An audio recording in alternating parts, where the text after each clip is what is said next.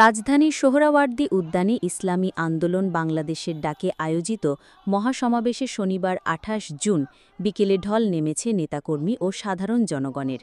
ঢাকার বিভিন্ন প্রান্ত থেকে আগত জনস্রোতে পরিণত হয় সমাবেশস্থল। স্টাফ রিপোর্টার শামীম আহমেদের প্রতিবেদনে থাকছে বিস্তারিত।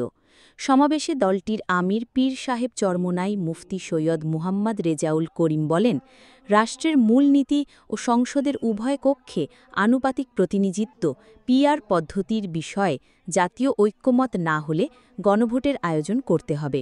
তিনি বলেন, পিআর পদ্ধতিতে নির্বাচন আয়োজন করা ছাড়া আর কোনো বিকল্প নেই।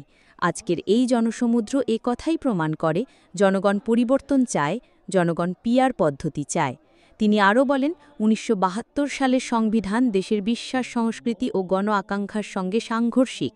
যারা সেই সংবিধান রচনা করেছেন তারা আসলে বিদেশি আদর্শ অনুসরণ করেছেন, ফলে দেশে কাঙ্ক্ষিত উন্নয়ন হয়নি, বরং রাজনৈতিক সংস্কৃতি কলুষিত হয়েছে।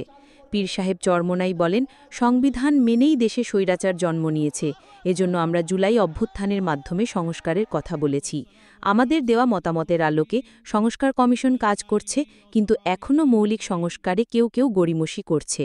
এটা চলতে দেওয়া যাবে না। তিনি হুঁশিয়ারি দিয়ে বলেন, সংস্কার না করে নির্বাচন দিলে তা হবে দেশের সঙ্গে বিশ্বাসঘাতকতা, আরেকটি স্বৈরাচারের জন্ম হবে, জনগণ তা মেনে নেবে না। সমাবেশে ইসলামী আন্দোলনের নায়েবি আমির মাওলানা জুনায়েদ সাহেব বলেন, আজ ঢাকায় কোথাও পা ফেলার জায়গা নেই, পুরো রাজধানী জুড়েই একটা স্লোগান, পীর সাহেব চরমোনাই।